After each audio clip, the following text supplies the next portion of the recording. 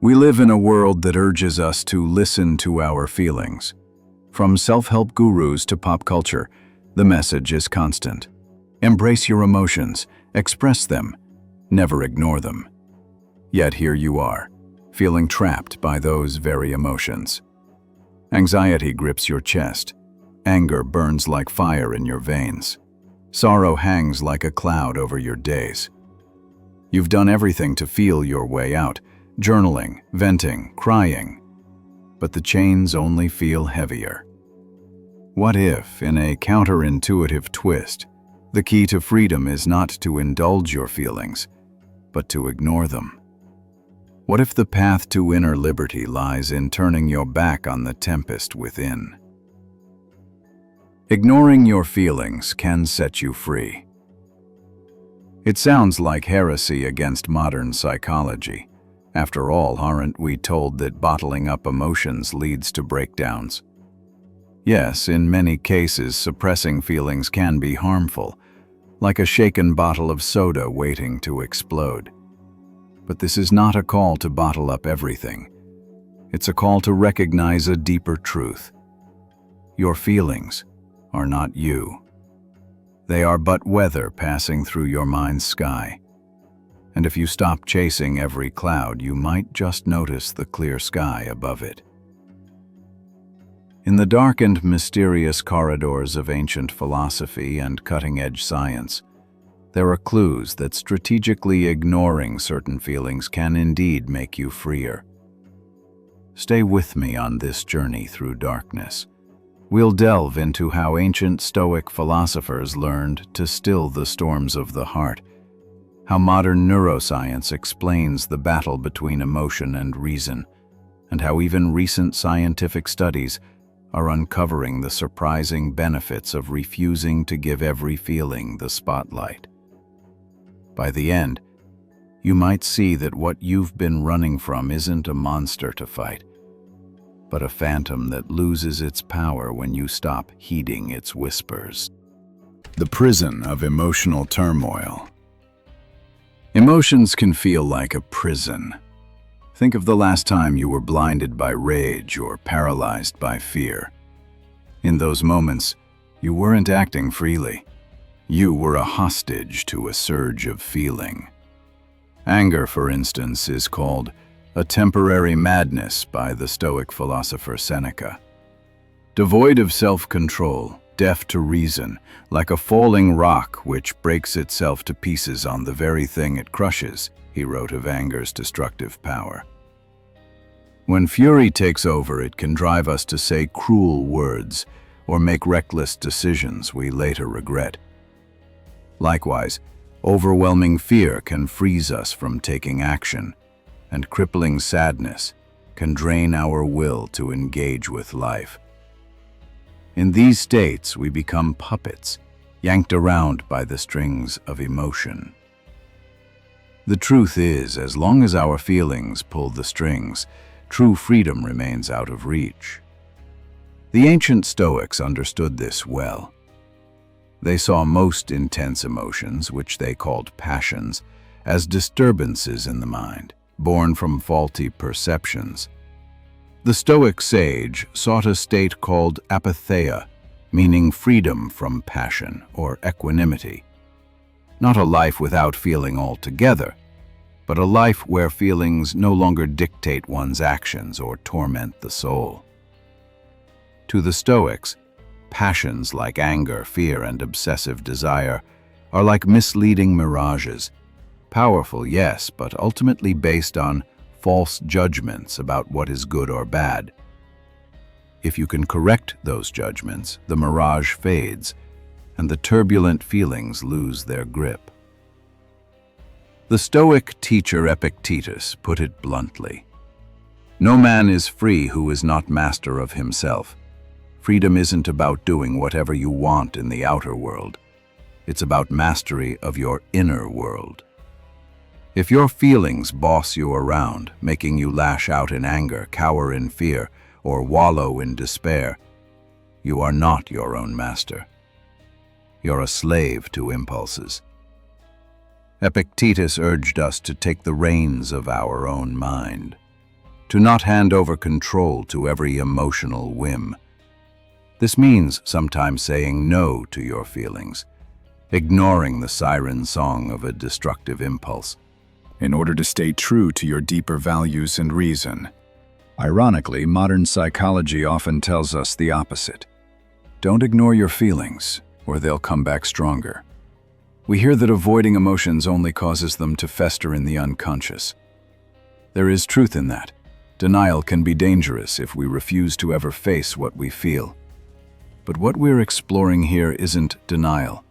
It's discipline.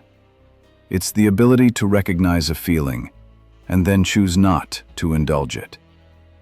There's a difference between acknowledging an emotion versus obeying it.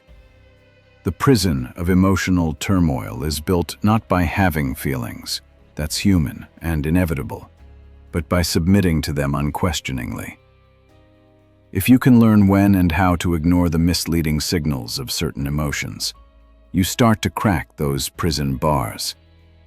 You begin to realize that feelings are just visitors in your body and mind, not dictators of your fate. The paradox of ignoring feelings. It is a strange paradox. We assume that feeling every feeling is the path to authenticity and freedom. Yet, sometimes the freest person is the one who can step back and say, I see this anger, or fear, or craving rising in me, and I will let it pass without acting on it. Consider anger again. Popular wisdom once championed catharsis, the idea that you should express or vent anger aggressively, punch a pillow, scream, etc., to purge it. But research has debunked this notion. In fact, venting anger tends to amplify it rather than diminish it. Psychologist Nick Wignall notes that elaborating on or venting anger only intensifies it, whereas ignoring it, in a healthy way, actually helps it dissipate. Think about that. Anger's fire burns hotter when you fan the flames, but dies out when you stop feeding it fuel. Ignoring the urge to explode in anger, essentially letting the feeling pass without reaction, can prevent you from doing something you'll regret and calm your inner turmoil in the long run. This principle extends to other emotions. Anxiety often works similarly. The more you focus on your anxious feelings, the more you worry and spiral, reinforcing the anxiety. Psychiatrists define rumination as repetitively dwelling on distress and feelings, like a loop in the mind. Such brooding can trap us in cycles of negative thinking, often worsening depression and anxiety. It's like quicksand. The more you thrash, the deeper you sink. So what's the counterintuitive solution? Sometimes, stop struggling. Stop giving those anxious or pessimistic thoughts so much attention. In other words, ignore them. Redirect your focus to something constructive or neutral, and often the emotional storm begins to calm on its own. Modern neuroscience provides a glimpse into why stepping back from feelings can set you free. Inside your brain, an ancient structure called the amygdala is hard at work. The amygdala is like an alarm system. It generates immediate emotional reactions to perceived threats, triggering fear or anger in a heartbeat. This was useful to our ancestors dodging predators. But in today's world, the amygdala often fires off when you get an angry email from your boss or when you imagine future failures. Psychologist Daniel Goleman coined the term amygdala hijack for when a sudden emotional surge takes over, disabling your rational mind. In a hijack, stress hormones flood you, and you might lash out or panic before your logical brain, the frontal lobes, has a say. Freedom in those moments comes from not trusting that first emotional impulse. It comes from ignoring the fight or flight siren when it's a false alarm. Your frontal lobes, the rational part of your brain, can override the amygdala if given a moment to assess the situation calmly. By consciously pausing and refusing to act on the initial feeling, you short-circuit the hijack. The panic loses its power over you. The anger doesn't get to put words in your mouth. You regain the choice of response, which is the essence of freedom. Ignoring your feelings in this context isn't about pretending they don't exist. It's about acknowledging them. Ah, there's my anger. Or, there's that urge to run away. And then deliberately shifting your focus away. It's giving yourself a beat to remember that you are separate from what you feel. This simple act can transform a moment of emotional bondage into a moment of clarity.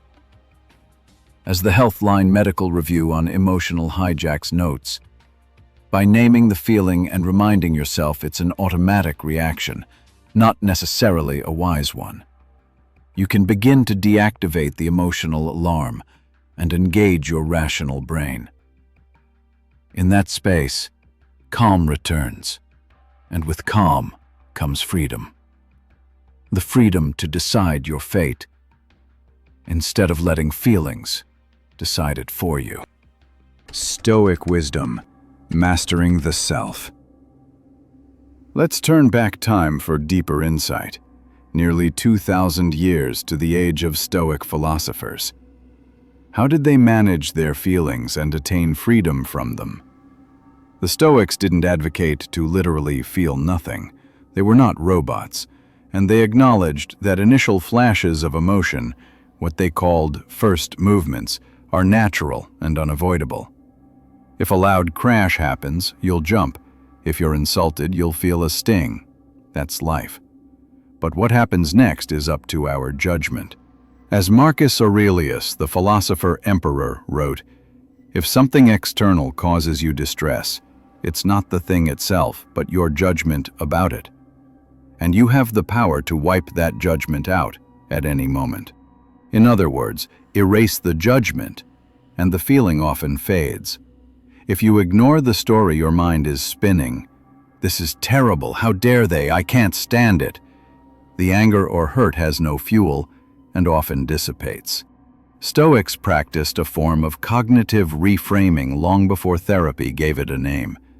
They would challenge their emotions by examining the thoughts behind them. Feeling upset because someone insulted you? Epictetus would ask, "Did that insult truly harm you, or is it your belief that it harmed you?" He taught his students, "Remember, it is not enough to be hit or insulted to be harmed. You must believe that you are harmed. If someone succeeds in provoking you, realize that your mind is complicit in the provocation." Hard medicine to swallow. It means if you're angry, you have some power in that. Your own judgment agreed to feeling offended. Change that judgment. Ignore the feeling's command to take offense, and the anger can melt away. Stoics aimed to ignore the false appearances of emotions that screamed, "The world is ending," or "You must strike back." And instead they chose responses aligned with virtue and reason.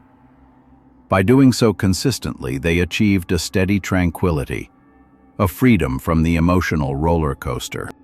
One Stoic concept, apatheia, is often misunderstood. It sounds like apathy, as if they aspired to feel nothing, but it actually means freedom from destructive passion and a state of inner peace. The Stoic sage still feels strong sentiments like love, caution, joy, but is free from the slavery of wild emotions that toss us around. It's a state where you can experience a feeling yet remain untouched by its potential damage, much like a sturdy rock unmoved by the crashing waves. Achieving this was, for Stoics, the ultimate form of self-mastery. And self-mastery, they believed, births true freedom. If you govern yourself, your reactions, your judgments, then nothing outside can truly overpower you. As the philosopher Seneca advised, We don't have to let our natural feelings warp our view of the world or govern our actions. Feel it, yes, but ignore its command if it isn't serving you.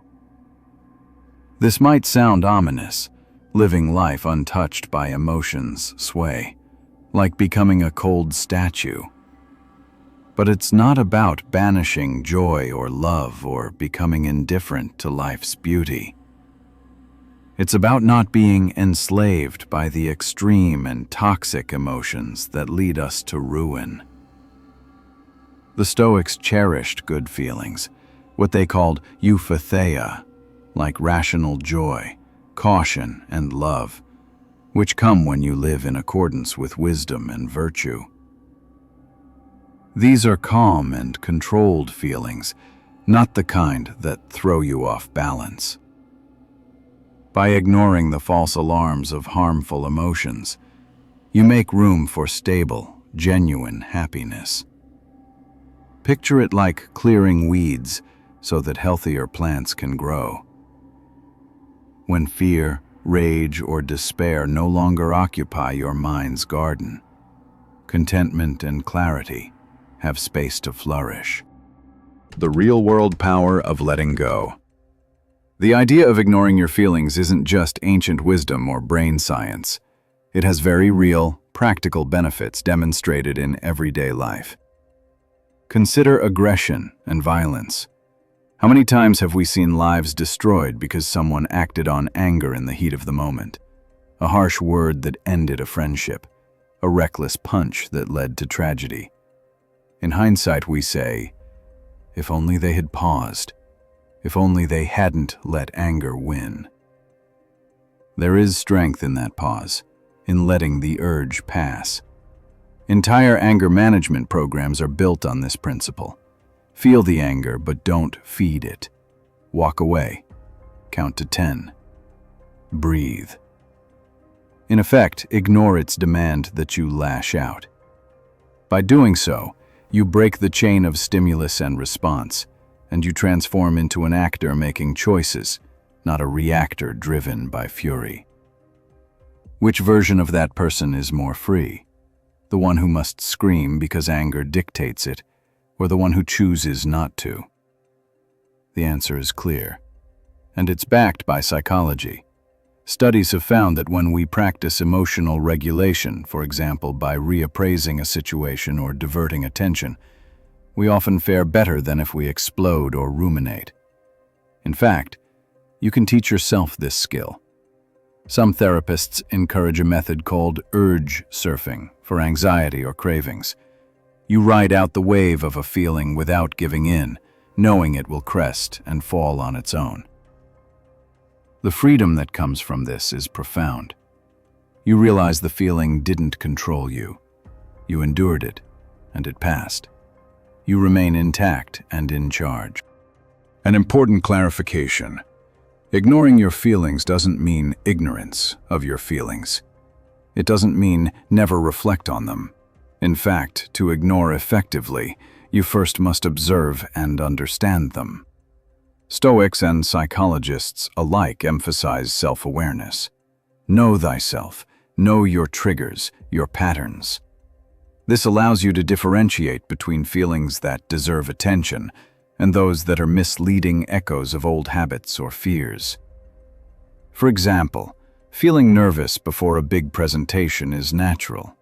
You acknowledge, okay, I'm anxious, my heart's racing.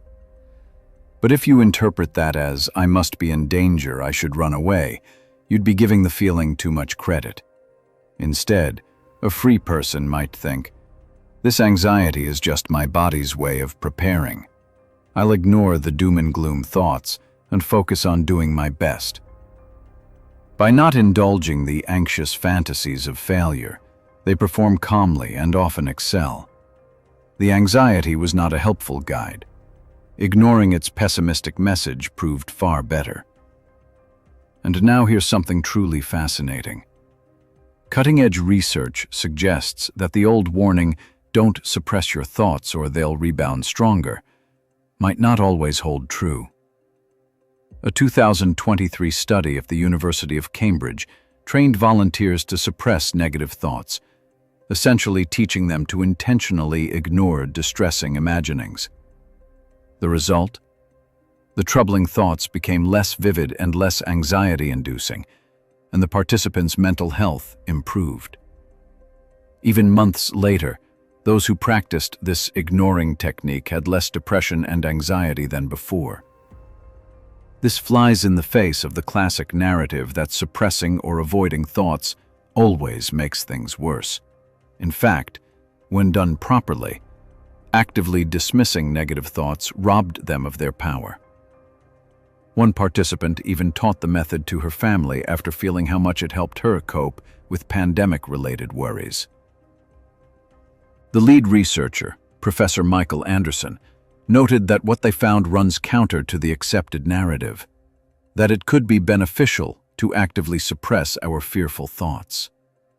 Science, it seems, is catching up to what Stoics and other wisdom traditions hinted long ago, that skillfully letting go of or ignoring certain negative mental events can set us on a path to peace. Across cultures, the refrain is remarkably similar.